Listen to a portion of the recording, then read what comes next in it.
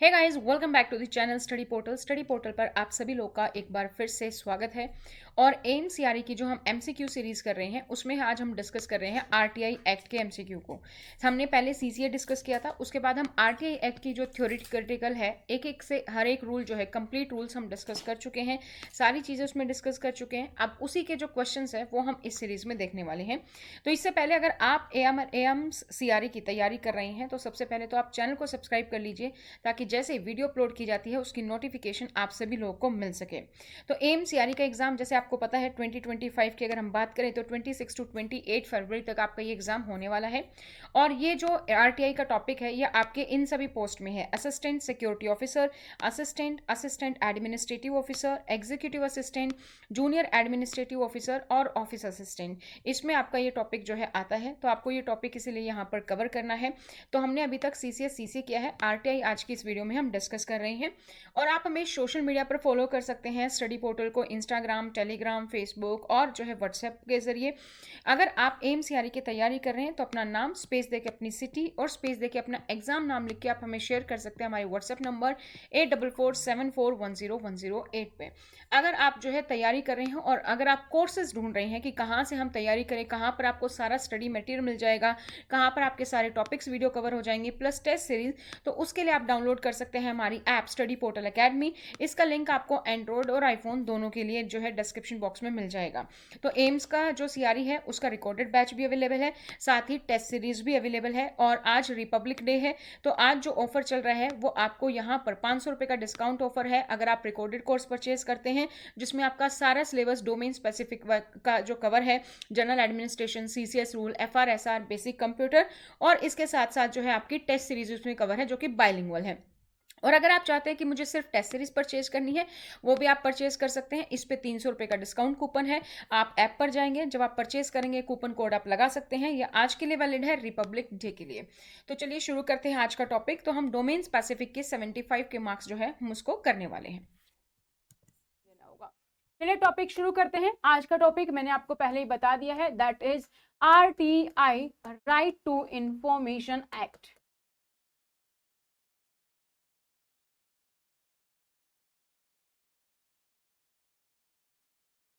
Right to information act, ठीक है।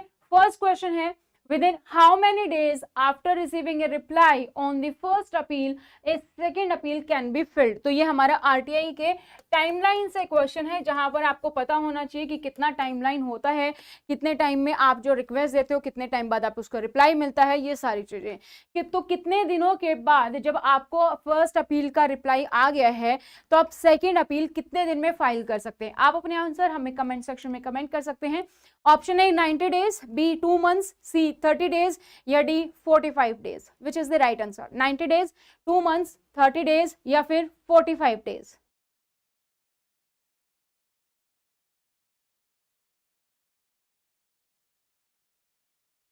आपको जो भी आंसर लग रहा हो आप कमेंट सेक्शन में कमेंट कर सकते हैं। साथ साथ कितने दिनों के बाद आपको लगता है कि अगर फर्स्ट अपील का रिप्लाई आ गया है तो सेकंड अपील आप कितने दिनों के बाद फाइल कर सकते हैं? 90 दिन, 2 महीने, 30 दिन या फिर 45 दिन। विच इज द राइट आंसर? 90, 2 महीने यानी कि 60 दिन, 30 दिन या 45 दिन। Right answer will be 90 days. Option A will be the right answer here. 90 दिन का टाइम होता है आपके पास। अगर हम इस टाइमलाइन की चीज को समझने की कोशिश करें ताकि आपके पास अब आगे भी जो क्वेश्चन आए आप उसको बहुत ही अच्छे से कर पाए, तो जब भी आप अपनी रिक्वेस्ट देते हैं, रिक्वेस्ट किसके लिए देंगे? आरटीआई एक्ट की बात कर रहे हैं, तो आपको कोई ना कोई इंफॉर्मेशन चाहिए और उसके लिए आप रिक्वेस्ट देते, ठीक है। आपकी रिक्वेस्ट गई, आपकी रिक्वेस्ट जाती है पीएओ के पास, ठीक है। यहाँ पे एक असिस्टेंट पीएओ भी होता है, ठीक है। तो इसके पास 2 रिप्लाई हैं। ये तो आपकी रिक्वेस्ट का रिप्लाई कर दे, जो भी आपने इन्फॉर्मेशन मांगी उसको एक्सेप्ट करे, उसका रिप्लाई कर दे।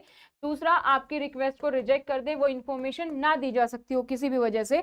तो जो आप आरटीआई एक्ट पढ़ते हो वहां पर 2-3 क्लोज हैं, जहां पर कि एक में है कि आप कौन कौन सी इंफॉर्मेशन आरटीआई के तहत नहीं ले सकते हैं। सेकेंड एक क्लोज में है कि आरटीआई के तहत कौन कौन सी ऑर्गेनाइजेशन है जिसकी कि आप इंफॉर्मेशन नहीं ले सकते हैं। तो ये रिजेक्ट करे या रिप्लाई करे, यहाँ पे इसके पास टाइम होता है 30 डेज का। अब सपोज इसके पास कोई इंफॉर्मेशन नहीं है, इसको सेंड करनी पड़ी अपने असिस्टेंट पीएओ को, तो यहाँ पे इसको 5 डेज एक्स्ट्रा लगेंगे, 5 दिन में ये यहाँ भेज रहा है। तो अब इस एपीओ के पास भी वही है, रिप्लाई रिजेक्ट, तो इसके पास कितना टाइम है, इसके पास भी अपना 30 डेज का टाइम होता है। ठीक है, ये टाइमलाइन होती है जब स्टार्टिंग की बात करते हैं। फिर हमारी फर्स्ट अपील की बात करें तो आप कर सकते हैं, फिर उसके बाद आप सेकेंड अपील भी कर सकते हैं। जब भी आपको इन्फॉर्मेशन से सेटिस्फाई नहीं हो, तो सेकेंड अपील आप कितने दिन बाद कर सकते हैं, 90 डेज के बाद आप कर सकते हैं। ठीक है, ये टाइमलाइन आपको ध्यान रखनी है। Now let's move to second question. The RTI application is addressed to, जो RTI एप्लीकेशन होती है वो आप किसको एड्रेस करते हो? RTI application is address to chief minister of respective state, prime minister of India, president of India, या फिर public information officer, PIO, sorry वहां पे भी पीआईओ था, पीओ नहीं, पीआईओ। ठीक है, पब्लिक इंफॉर्मेशन ऑफिसर। तो आरटीआई एप्लीकेशन किसको एड्रेस की जाती है? जब भी आप कोई आरटीआई एप्लीकेशन भेजते हैं तो वो किसको एड्रेस की जाएगी? चीफ मिनिस्टर को, जिस भी स्टेट के उसके चीफ मिनिस्टर को, या इंडिया के प्राइम मिनिस्टर को, या फिर प्रेसिडेंट को, या फिर पीआई को, पब्लिक इंफॉर्मेशन ऑफिसर। तो ये हम अभी देख चुके हैं, जब भी रिक्वेस्ट आती है पीआईओ के पास आती है, उसके पास एक असिस्टेंट पीआईओ भी होता है, तो पीआईओ को एड्रेस की जाती है। तो right answer will be D, जिसको कि हम शॉर्ट फॉर्म में बोलते हैं पीआईओ, और पूरा नाम क्या है, पब्लिक इंफॉर्मेशन ऑफिसर। इसको एड्रेस की जाती है हमेशा, ये इस पे रिप्लाई करता है। Option D is correct here. Next question है, RTI act, right to information act 2005 came into force on which of the following date? किस दिन फोर्स में आया? आरटीआई एक्ट जो है वो किस दिन फोर्स में आया वो आपको बताना है। First is 22 June 2005, second 12 October 2005, third 15 June 2005, या फिर D 15 August 2005। Which is the right answer? A, B, C, D, which option is correct? RTI act कब फोर्स में आया, किस डेट पर फोर्स में आया वो आपको बताना है। 22 जून 2005, 12 अक्टूबर 2005, 15 जून 2005, या फिर 15 August 2005। Which will be the right answer? जो भी आपको आंसर लगे वो आप कमेंट सेक्शन में कमेंट करते रहिए साथ साथ में।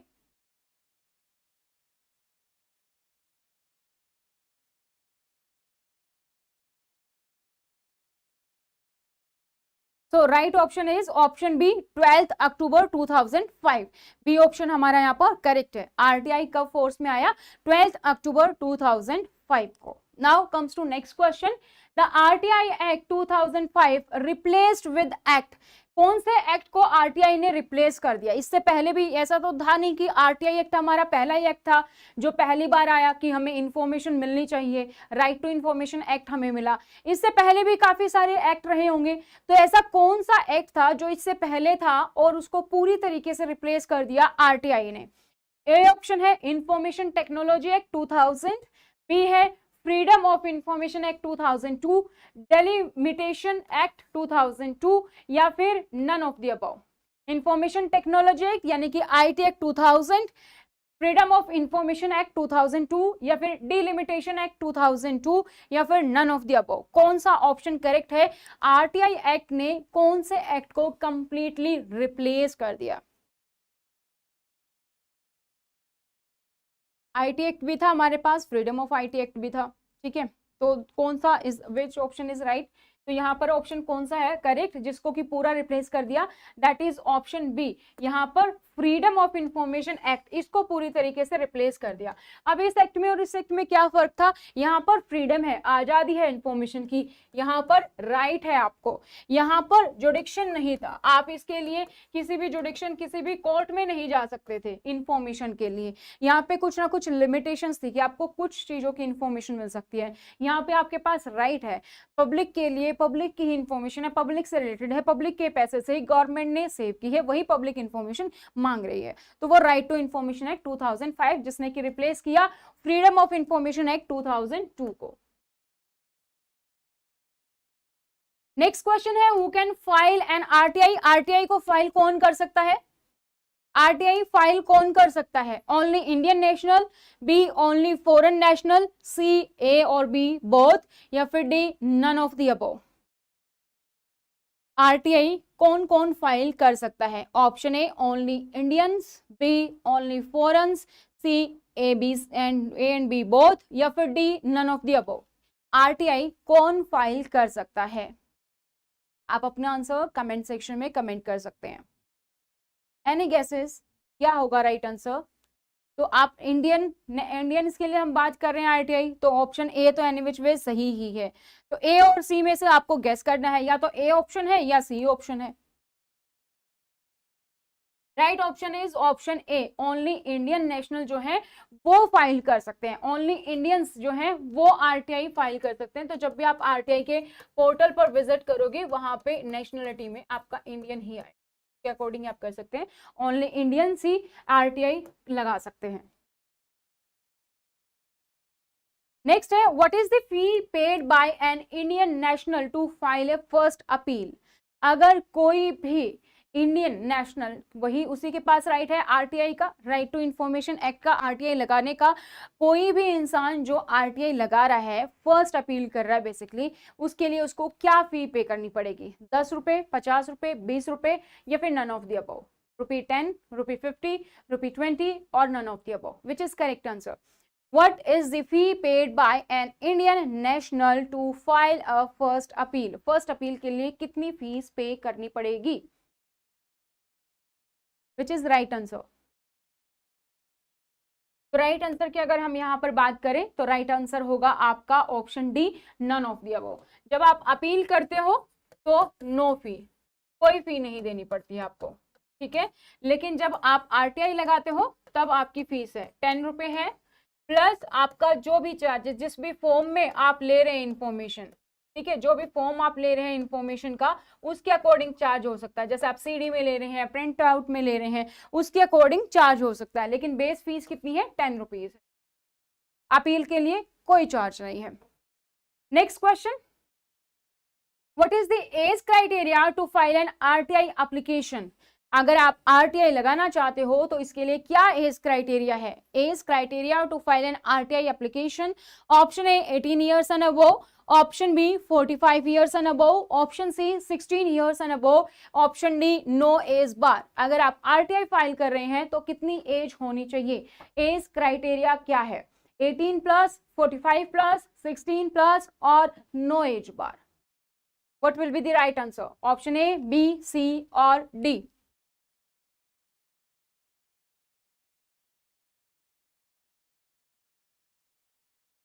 राइट ऑप्शन बी कौन सा होगा?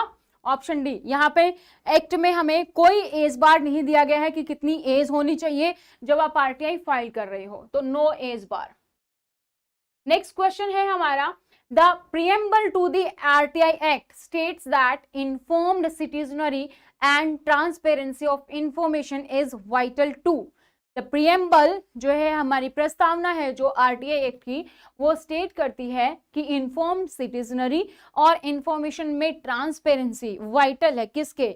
इराडिक्ट corruption, promote corruption, contain corruption या फिर मेजर करप्शन। ये तो बहुत ही इजी क्वेश्चन है, इसमें तो बस आपको सोचना है, आपको फैक्ट्स पता है तो आराम से हो जाएगा। इसमें तो कुछ इन्फॉर्मेशन आपने आरटीआई एक्ट पढ़ा भी हो या नहीं भी पढ़ा हो तब भी आप दे सकते हैं कि आरटीआई की प्रस्तावना हमें क्या बोलते हैं। अगर सिटीजन जो इन्फॉर्म्ड रहेंगे और इंफॉर्मेशन में ट्रांसपेरेंसी आएगी तो करप्शन पे क्या असर पड़ेगा? Eradicate corruption, promote corruption, contain corruption या फिर मेजर करप्शन। क्या होगा इससे? प्रमोट तो कर नहीं सकती क्योंकि इंफॉर्मेशन है हमारे पास, ट्रांसपेरेंट है और सिटीजन के पास पूरी इंफॉर्मेशन है। कंटेन करप्शन भी नहीं होगा, ठीक है, मेजर नहीं, तो ऑप्शन ए, सॉरी हमारे यहाँ पे, ठीक है, ए ऑप्शन आएगा यहाँ पे करेक्ट। नेक्स्ट है हमारा, person who desire to obtain any information under RTI act shall make a request in writing or through electronic means in which language। एक तो आपको यहाँ से क्वेश्चन से क्या पता चल गया, एक इंफॉर्मेशन कि जब भी आप आरटीआई एक्ट पे के थ्रू आप इंफॉर्मेशन के लिए आरटीआई लगाते हैं तो आप उसको रिटन में भी दे सकते हैं और आप उसको इलेक्ट्रॉनिक मीडियम के थ्रू भी दे सकते हैं, ऑनलाइन, ऑफलाइन, रिटन राइटिंग के थ्रू आप दे सकते हैं। तो कोई भी पर्सन जो कि जिसको कोई इंफॉर्मेशन चाहिए आरटीआई के तहत, वो रिक्वेस्ट करता है या तो राइटिंग में या फिर थ्रू इलेक्ट्रॉनिक मीन्स, तो किस लैंग्वेज में करेगा?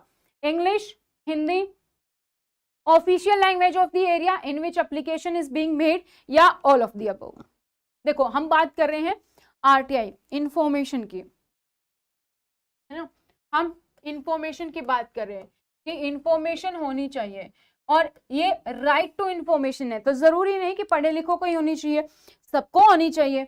तो इंग्लिश में भी होगा, हिंदी में भी होगा, और जो भी लैंग्वेज होगी जहां पर भी बोली जाती है, जहां पर एप्लीकेशन आप दे रहे हैं वो लैंग्वेज भी, तो ऑल ऑफ दी अबव, तभी तो राइट टू इंफॉर्मेशन सच में सक्सेस होगा। अगर वहां पे हम लैंग्वेज बार लगा देंगे तो लोगों को इंफॉर्मेशन मिल नहीं पाएगी। तो इन्फॉर्मेशन मतलब जो भी लैंग्वेज आपकी है, प्रेफर ऑफिशियल लैंग्वेज है, हिंदी है, इंग्लिश है, किसी भी लैंग्वेज में आप कर सकते हैं। तो option D is correct. Next question है, what is the fee prescribed under RTI act 2005 for those person who are below poverty line as may be determined by the appropriate government. क्या fees है अगर RTI 2005 के तहत कोई below poverty line वाला इंसान जो है आरटीआई लगाना चाहता है, तो अप्रोप्रिएट गवर्नमेंट द्वारा जो डिटरमाइन होती है वो क्या फीस होगी। Option A no fee, B 1 रुपए, 5 रुपए, या फिर 2 रुपए। तो 10 रुपए तो हमारी नॉर्मल ही फी है, 10 रुपए हमारी नॉर्मल फीस है जब हम अबव पावर्टी लाइन बोल रहे हैं। लेकिन जो बीपीएल है, बिलो पावर्टी लाइन है, उसके लिए हम कोई फीस नहीं लेते, नो फी। ठीक है, तो ऑप्शन ए इज करेक्ट है, no fee. Next question, what is the normal time limit for disposal of the RTI request from the date of its receipt? एक नॉर्मल जो टाइम लिमिट है, जो कि मैंने आपको फर्स्ट क्वेश्चन के बाद ही करवाया है, वो क्या है। जब भी आरटीआई एक्ट के तहत आरटीआई के लिए रिक्वेस्ट आती है, जिस भी दिन वो रिक्वेस्ट मिलती है, उसके डिस्पोजल के लिए नॉर्मल टाइम लिमिट क्या है। 15 डेज, 20 डेज, 30 डेज, या फिर 45 days. Which is the correct answer. 15 days, 20 days, 30 days, या फिर 45 डेज। तो आप सभी को आप आंसर बताइए, क्योंकि मैंने ये ऑलरेडी बता दिया है, तो आप कमेंट सेक्शन में कमेंट कर सकते हैं। अगर आप जो है तैयारी कर रहे हैं और अगर आप कोर्सेज ढूंढ रहे हैं कि कहाँ से हम तैयारी करें, कहाँ पर आपको सारा स्टडी मटेरियल मिल जाएगा, कहाँ पर आपके सारे टॉपिक्स वीडियो कवर हो जाएंगे प्लस टेस्ट सीरीज, तो उसके लिए आप डाउनलोड कर सकते हैं हमारी ऐप स्टडी पोर्टल अकेडमी। इसका लिंक आपको एंड्रॉयड और आईफोन दोनों के लिए जो है डिस्क्रिप्शन बॉक्स में मिल जाएगा।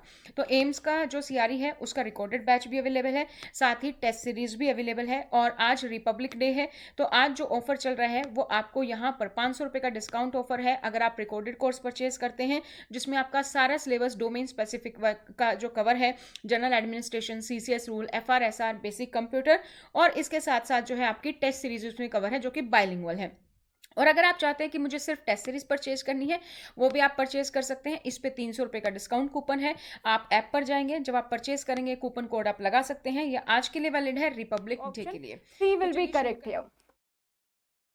Next question, which section of RTI 2005 prescribe exemption from disclosure of information? मैंने आपको स्टार्टिंग में बताया कि हमारे पास दो क्लोज हैं, एक हमें बताता है कि कौन सी इंफॉर्मेशन शेयर नहीं करनी है, एक हमें बताता है कि कौन से ऑर्गेनाइजेशन की इंफॉर्मेशन शेयर नहीं करनी है।